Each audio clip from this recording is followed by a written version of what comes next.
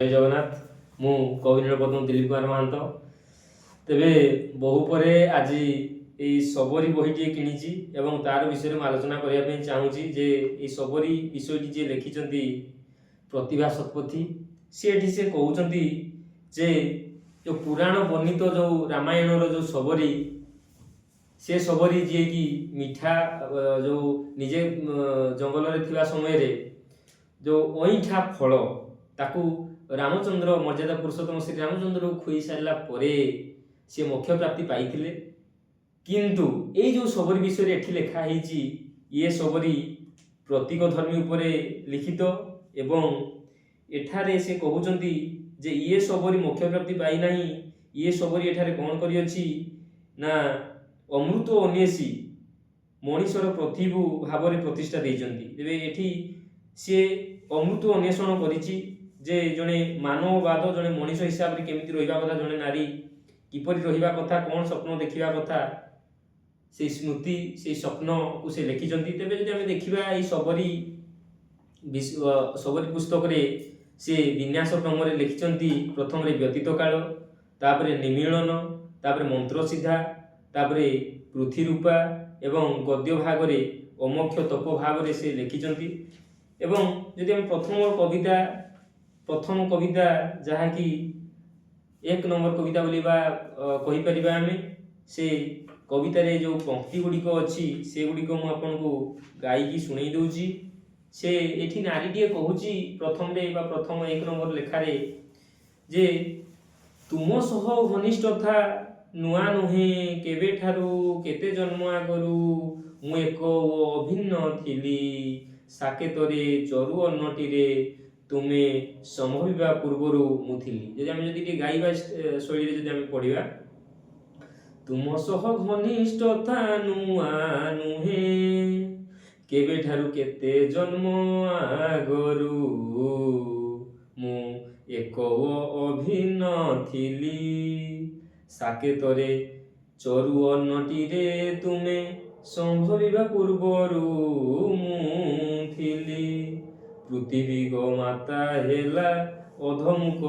लतक स्रवित विधाता निउ छाड़िले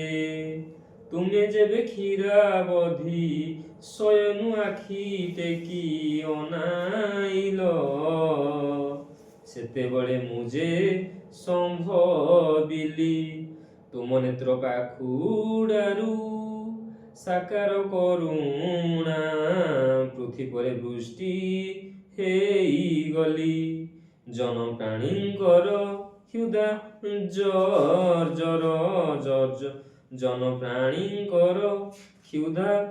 जर्जर लांछना निपीड़ित अष्टाधार कूले द्रवीभूत क्षीरधार उछुड़ी पड़िली नारीटीए ता मनर कथा को सी कहूची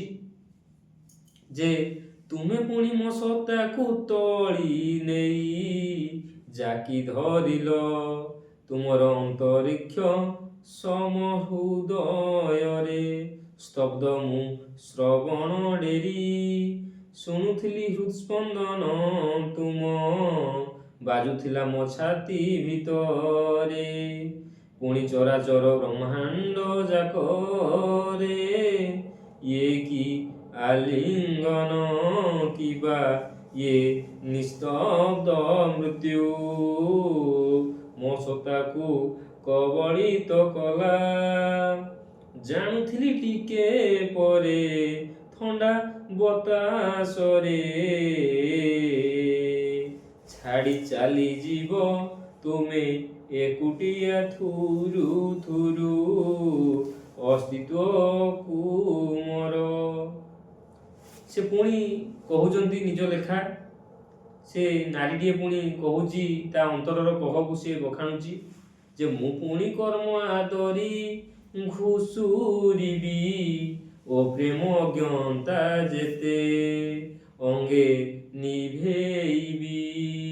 पुणी तुमे आदो चिन्हि नथिबा परी मो मुह को चाहिबो पुणी तुम घनिष्ठता पाई पुणी तुम ଘନିଷ୍ଠତା ପାଇଁ। ଜୀବନ ବିହୁନେ ଯେସେ ଜୀବନ ବିହୁନେ ଝସ ମୁଁ ଯେମିତି ଛୋଟ ପଟ ହେବି। ଛୋଟ ଛୋଟ ହେଉଥିବି ଦଶ ସହସ୍ର ସମ୍ବତ୍ସର ଅସଂଖ୍ୟ ବର୍ଷ ମାସ ଓ ଦିନ ରାତି ମୁହୂର୍ତ୍ତ ଓ ପଳ ମାନଙ୍କରେ ବିଭାଜିତ ହୋଇ ଅପସରି ଯାଉଥିବ। ଆଞ୍ଜୁଳାରୁ ଗୋଟି ଗୋଟି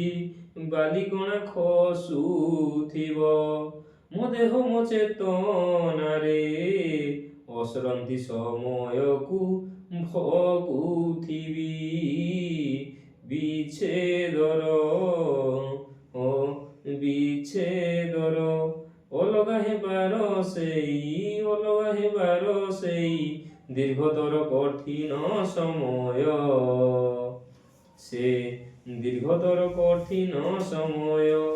ସେ ସମୟ ଧାରେ କେଉଁଠାରେ ତୁମେ ଠିଆ ହୋଇଥିବ ଭାବି।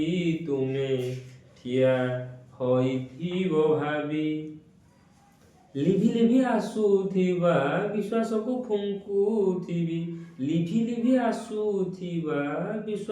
ଫୁଙ୍କୁଥିବି ତେଜି ଦେଉଥିବି। ଜାଣିଥିବି ମଣିଷ ମନରେ ଏତେ ଲମ୍ପଟତା ଈର୍ଷା କ୍ରୋଧ ଅଛି। ସହଜରେ ଯାହା ଈଶ୍ୱରଙ୍କ ବାଟ ଅଗାଳିବ। ଅହଙ୍କାର ବିକୃତି ଲାଳସା ଦୁର୍ଲଙ୍ଘ୍ୟ ପାଚେରୀ ହେବ ତାକୁ ଅତିକ୍ରମୀ।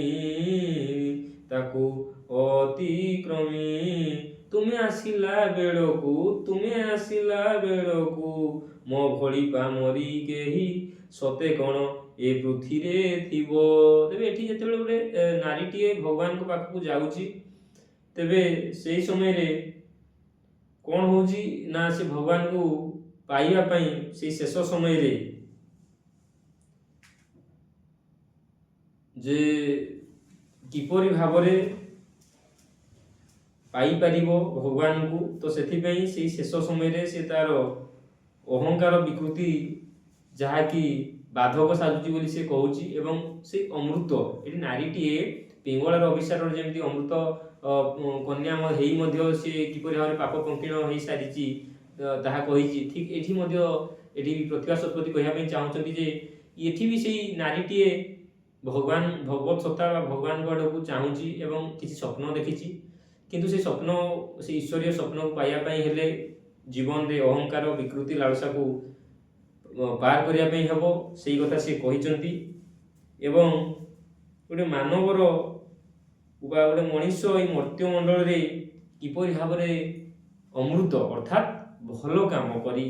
ରହିପାରିବ, ତାର ଯଶ ଖ୍ୟାତି ରହିପାରିବ ଏ ଦୁନିଆରେ, ସେଥିପାଇଁ ଏଇ ସବରୀ ବିଷୟଟି ଲେଖିଛନ୍ତି। ତାହାକୁ ଖଣ୍ଡକାବ୍ୟ ମଧ୍ୟ କିଛି ସମାଲୋଚକମାନେ କହିଛନ୍ତି। ତେବେ ପ୍ରତ୍ୟେକ ଦିନ ଗୋଟିଏ କବିତା ମୁଁ ଗାଇ ଶୁଣେଇବି।